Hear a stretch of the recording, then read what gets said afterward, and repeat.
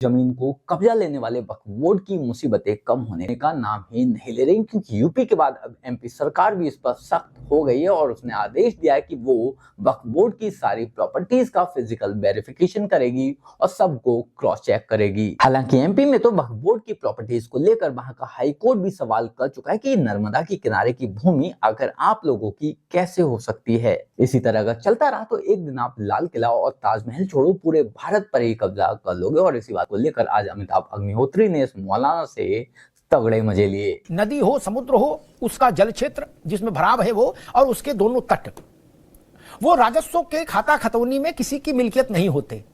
तो जब मिल्कियत ही नहीं हुए तो कौन वक्फ कर गया और किसने दिया और किसने रिसीव किया, कहां से वक्फ आ गया? देखिए अमिताभ जी, दावे हैं, दावों का क्या, उसके पीछे आधार नहीं है। मैं दो बातें कहूंगा। मौलाना शहाबुद्दीन रजवी बरेलवी का जो बयान है उसमें दो बातें मुख्य रूप से कही गई है। एक तो वो कहते हैं कि गंगा किनारे की 54 एकड़ की जमीन पे वक्फ का अधिकार है, और दूसरी बात वो कहते हैं कि मुसलमानों ने बड़ा दिल दिखाया है, संतों को भी, हिंदू समाज को भी बड़ा दिल दिखाना चाहिए। मैं कोशिश करता हूं संक्षेप में दोनों का उत्तर दूं। पहला जो उनका दावा है कि 54 एकड़ जमीन पर वक्त का दावा है, तो मैं तो ये कहूंगा कि वो भूमि तब से कुंभ की और सनातन परंपरा का हिस्सा है जब इनके पवित्र इस्लाम का भी जन्म नहीं हुआ था और इनके पैगंबर मोहम्मद साहब के ऊपर आयतें भी नहीं उतरी थी। तब से हिंदू समाज का उस पर अधिकार है और कुंभ तब से लगता आ रहा है। तो ये हसासत बात है। मौलाना साजिद रशीदी साहब, ये बात पहली बार आई नहीं, इससे पहले भाई 54 से लेके अभी तक तो आजादी के बाद से कुंभ हो रहा। 1970 में एक गजट आया केंद्र सरकार की तरफ से, और उस गजट में तमाम हिंदुस्तान की जगहों को चिन्हित करके वक्फ बोर्ड को दिया गया, वक्फ बोर्ड स्टेटों में बनाई गई। मुझे नहीं लगता कि ये कुंभ की जगह जो है उस गजट के अंदर मौजूद है। मैं आपको बिल्कुल साफ मन से कहता हूं, अगर किसी के पास पेपर है तो वो पेपर दिखा दें, सरकार को दिखाएं या कुंभ के जो अधिकारी हैं उनको दिखाएं, वो दिखा सकते हैं। दूसरी बात मैं ये कहना चाहता हूं अमिताभ जी, आपने भी कहा और अभी जो राजनीतिक विश्लेषक बैठे हैं उन्होंने भी कहा, मुझे थोड़ा सा आपत्ति है उस बात पर कि इस्लाम का जन्म 1400 साल पहले हुआ। इस्लाम का जन्म 1400 साल पहले नहीं हुआ था। इस्लाम तो मेरी आस्था के मुताबिक, कुरान ये कहता है कि दुनिया का सबसे पहला जो इंसान जिसको हम हजरत आदम कहते हैं, वो सबसे पहला इंसान मैसेंजर ऑफ गॉड था। हजरत आदम अलैहिस्सलाम नबी थे और उन्हीं से तमाम इंसानियत का जन्म हुआ। ये मेरी आस्था है, मैं ये नहीं कह रहा हूं कि आप भी इसको मानो, ये मेरी आस्था है। तो इस्लाम उस वक्त से है। ये अलग बात है कि हिंदुस्तान में इस्लाम कब आया, ये अलग विषय है। और कुंभ जो आस्था का विषय है हिंदू धर्म के लिए, वो आस्था का मेला जो है शांति के साथ पूरा होना चाहिए। मैं समझता हूं ये जो बयान है कि मुसलमान ना आए, ये भी गलत है, और ये बयान कि भाई वक्फ बोर्ड की जगह है, ये भी गलत है। अगर वक्फ बोर्ड की जगह भी है तो भी इस तरह का बयान नहीं आना चाहिए था ऐसे वक्त में जब कुंभ आरंभ हो रहा है। ये सबकी आस्था अपने धर्म के बारे में ऐसी ही है, और धर्म छोड़िए, अपने अपने गुरुओं के बारे में लोगों की धारणा है। हरियाणा पंजाब में तमाम गुरु हुए जो हैं, अभी कुछ जेल में है, कोई रेल में है, भी कोई बीच में है, कोई दाएं है, कोई बाएं है। उनके चेलों से पूछिए, वो कहते हैं कि यही तो अवतार है, ये तो कई लाख वर्ष से जिंदा है। लोग उनका क्या कर लोगे? लेकिन एक वैज्ञानिक दृष्टि होती है, एक लिखत पढ़त होती है, एक व्यवस्था होती है, वो बताती है कि कब क्रिश्चियनिटी जन्मी, कब ईसा जन्मे, और कब इस्लाम अस्तित्व में आया, और कब बुद्ध जन्मे, और कब महावीर जन्मे तो जैन अस्तित्व में आया, और कब खालसा पंथ की स्थापना हुई। ये सब लिखत पढ़त में है। अगर जन्म का समय नहीं है दुनिया के पास तो केवल सनातन का नहीं है। शहाबुद्दीन रजवी ने, वो कितनी सही है कितनी गलत है वो छोड़िए विवेचना। मूल प्रश्न ये वक्फ का खेल कितना खतरनाक है, मन कहां तक बढ़ चुका है, ये चिंता की बात है भारत के लिए। आज कुछ सो के उठाओ, जब हाईली बोले यार आज कुंभ पे ठोक देते हैं वक्फ का कागज, ये प्रक्रिया चलती रहेगी। रथ यात्रा जहां से निकलती है उड़ीसा में, पुरी में, कल को कोई वहां ठोक देगा, वो कहेगा ये भी वक्फ किया है, यहां से रथ नहीं निकलेगा। ये रथ निकल रहा है तो हमारा एहसान मानो, और इसके बदले में हमको आप जगन्नाथपुरी के मंदिर में दुकानें लगाने दो, आप बड़ा दिल के बदले बड़ा दिल आ जाओ। ये व्यापार हो रहा है क्या? बोल सकते हैं, बोलने का क्या है। इसलिए महाराज ये मसला खतरनाक है। होना जाना कुछ नहीं, लेकिन ऐसी चीजों से चिंगारी का खेल बुरा होता है। एक सज्जन थे, उनके घर में 100 साल की अम्मा गुजर गई, वो रोए जा रहे थे, ओपी सिंह जी। लोग उनके पास गए, बोले भाई क्यों रो रहे हो, अम्मा की तो मुक्ति हो गई। अरे बोले अम्मा के लिए नहीं रो रहे हैं, मौत ने दरवाजा देख लिया, कल जवान को लेने आएगी तब। इतनी समझ हमको भी है कि संगम में दावा नहीं चलेगा, लेकिन संगम तक दावा पहुंच तो गया। ये दरवाजा देख लिया, ये खराब है, ये मनभड़ वाली बात है, ये गलत संकेत है। तो आपने हिंदुस्तान के बारे में कहा है गंगा जमुना संस्कृति है, ठीक है, लेकिन भारत की जो संस्कृति है और गंगा जमुनी जो तहजीब है उसके मूल में क्या है? आप चलिए प्रयागराज, गंगा भी मिलती है और माँ यमुना भी मिलती है, और उससे थोड़ा आगे बढ़िए विंध्याचल चलिए, पूछिए यमुना कहाँ है, कोई नहीं बताएगा, केवल माँ गंगा रहती। मतलब इसका भारत की संस्कृति संकेत क्या दे रही है कि जब दो धाराएं मिलती हैं तो एकात्म हो जाती है।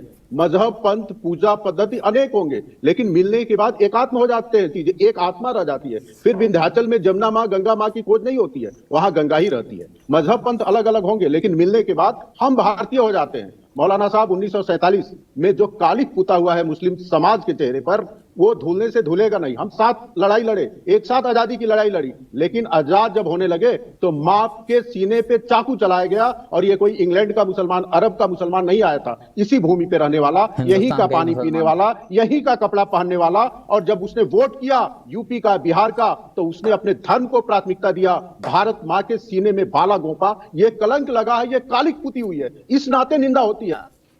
कुंभ का वजूद कितना बड़ा है उस बात से समझिए कि 80 से ज्यादा देशों ने की मीडिया ने कुंभ का जो इंटरनेशनल मीडिया सेंटर है वहां अपने को रजिस्टर कराया है। 80 से ज्यादा बड़े देशों की मीडिया ने।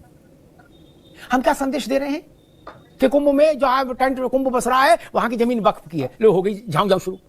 मौलाना साहब जी देखिए, मैं पहले अरविंद जी की बात का जवाब दे दूं। इन्होंने कहा कि मुसलमानों के चेहरे पर कालक है। ये बड़ा शर्मनाक लफ्ज है कि मुसलमानों के चेहरे पर कालक है।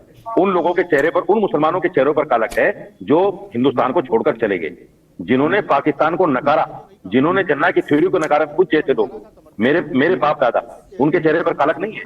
हमने उस थ्योरी को नकारा कि जो हिंदू मुसलमान के नाम पर देश का बंटवारा हुआ, और हम आज भी उन नेताओं को बुरा कहते हैं जिन्होंने देश का बंटवारा किया है। छोड़ दीजिए, अभी चुप रहिए, मैं जवाब देता हूं। मैं सिर्फ ये कहना चाहता हूं, हिंदुस्तान का ये मुसलमान जो हिंदुस्तान में रहा 82 मरतबा, 82 मरतबा इस जमीन के ऊपर अपना माथा रखता है नमाज के टाइम, 5 वक्त की नमाज में 82 मरतबा। अरविंद जी, आप तो एक बार भी जमीन पे माथा नहीं टेकते होंगे। मुसलमान से ज्यादा बड़ा देश प्रेमी हो सकता है कोई? दूसरी बात, ये मुसलमान जब मरता है ना, इसी मिट्टी में दफन होता है।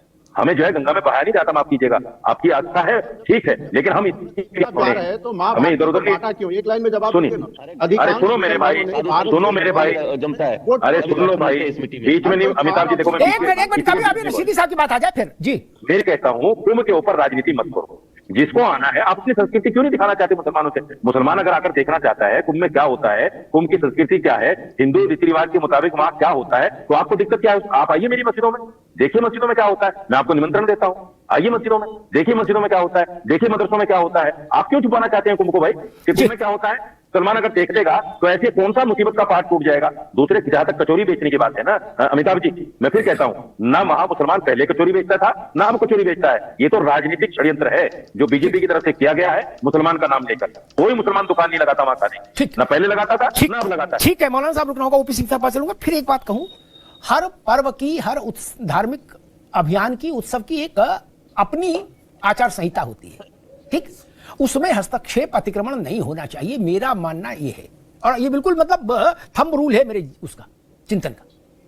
मक्का में आदमी कैसे जाएगा, मदीना में कैसे नहाएगा, कैसे हाथ धोएगा, कैसे उठेगा, कैसे बैठेगा, आपने सब तय किया ना। किसी दूसरे को आपत्ति है क्या? नहीं है। किसी ने ये कहा कि हिंदू क्यों नहीं देखे वहां मक्का में क्या हो रहा है? नहीं ना। अरे भाई अरे रशीदी भाई, मुसलमान तो ग्लोबल नागरिक है। मुसलमान तो खुद को कहता है हम इस्लामिक वर्ल्ड है। लेकिन बात करते हो नहीं।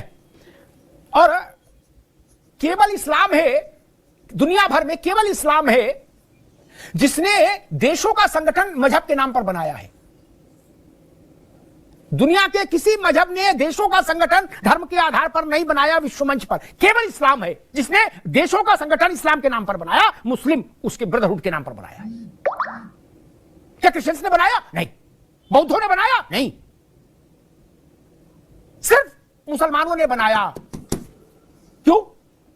फिर आप कहते हो वो सऊदी में है, ये इंडिया की बात कर रहे हैं ना। दोनों अपने नहीं चलेंगे ना, दोनों अपने नहीं चलेंगे भाई। गाजा में कुछ होता है तो बवाल अलीगढ़ में होता है, कैसे दोनों अपने रख लेंगे? गाजा की घटना की प्रतिक्रिया बरेली में होगी तो दोनों अपने कैसे चलेंगे भैया? अमिताभ जी, मुझे बहुत बड़ा दुख इस बात का है कि पाकिस्तान में गलत होता है तो हिंदुस्तान के मुसलमान को गाली दी जाती है, ठीक, बांग्लादेश में गलत होता है तो ठीक है। हिंदुस्तान के मुसलमान को गाली देती ठीक है, है, और ये ठीक। अरविंद जी जैसे लोग गाली देते ठीक, हैं। अभी बस आगे आपने अपनी बात रख दी, अब रुकना होगा। दुनिया के राष्ट्रों का बहुमत क्रिश्चियन है, लेकिन क्रिश्चियन देशों का कोई संगठन नहीं बना कि उसका ऑफिस बना हो, मुख्यालय बना हो, अब वो मीटिंगें करता हो, नहीं बना। बौद्धों का भी नहीं बना, कई देश हैं बौद्ध, लेकिन मुसलमानों ने बनाया। इसीलिए बाबा साहब ने कहा था कि मुसलमान जो है वो राष्ट्रीयता को स्वीकार नहीं करता, वो अपनी ग्लोबल आइडेंटिटी बताता है। इसीलिए सीरिया में बवाल हो तो अलीगढ़ में बवाल शुरू, गाजा में बवाल हो तो बरेली के सुतुरखाना मोहल्ले में बवाल शुरू। बताइए वहां से आगे क्या लेना देना।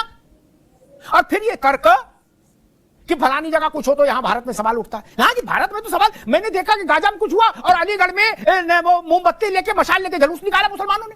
मैंने पूछा भाई आपको क्या लेना देना, आप गाजा जानते हो? नहीं। आप गए हो गाजा? नहीं। गाजा जाने के इरादा है? बोले नहीं। फिर आपके जुलूस निकाल रहे हो यहां से बैठ के। भारत जहाज को तेल भरने की इजाजत दे दे ईरान इराक के युद्ध के समय किसी को, तो उस पर तो यहां के मुसलमान प्रदर्शन करने खड़े हो गए। तो जब आप इतने सुपर ग्लोबल हो गए हो भैया मुस्लिम ब्रदरहुड पर, तो फिर तो हर अच्छे बुरे का जिम्मा आपको लेना पड़ेगा। फिर तो यहां के मौलाना से पूछा जाएगा कि पाकिस्तान में ऐसा क्यों हो रहा। इसलिए या तो नेशनलिटी में रहिए कि हमारे लिए दुनिया से कोई मतलब नहीं, हम भारत के हैं, भारत को ही जानेंगे, बात खत्म कहो जाए फिर तो। लेकिन सीरिया भी जेब में रख के चलो और ईरान इराक भी जेब में रहे और अफगानिस्तान भी ऊपर वाली जेब में रहे, ये ठीक नहीं। अगर ये सब रखना चाहते हैं तो फिर सबकी जिम्मेदारी लेनी होगी। फिर अफगानिस्तान में क्या हो रहा है इसका सवाल यहां होगा। अफगानिस्तान के विरोध में कभी जुलूस निकाला? तालिबान के विरोध में जुलूस निकाला? नहीं। इजराइल के विरोध में यहां जुलूस निकाला, यहां से क्या लेना देना इजराइल का और गाजा हमास का?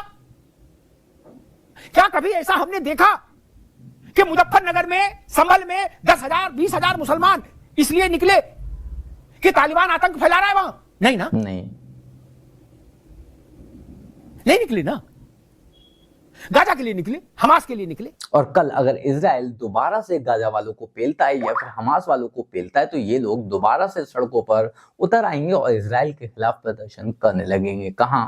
हिंदुस्तान में। जी हाँ, उस हिंदुस्तान में जहां पर इजराइल मुसलमानों को नहीं मार रहा है, इजराइल मुसलमानों को मार रहा है, हमास में, गाजा में। और अगर तुम्हें प्रदर्शन करना ही है तो वहां जाकर करो, क्योंकि शायद उससे उस पर कोई प्रभाव भी पड़े। यहाँ प्रदर्शन करने से कोई भी फर्क नहीं पड़ना। वहां जाकर भले ही तुम उस युद्ध में शरीक ही क्यों ना हो जाओ, भले ही वहां जाकर फट ही क्यों ना जाओ, हमें फर्क नहीं पड़ेगा। लेकिन यहाँ पर अगर बवाल मचाओगे तो सवाल तो तुम लोगों पर ही उठेगा, तुम्हारी ईमानदारी पर ही उठेगा। बाकी आप लोग इस बारे में क्या सोचते हैं कमेंट कर जरूर बताएं।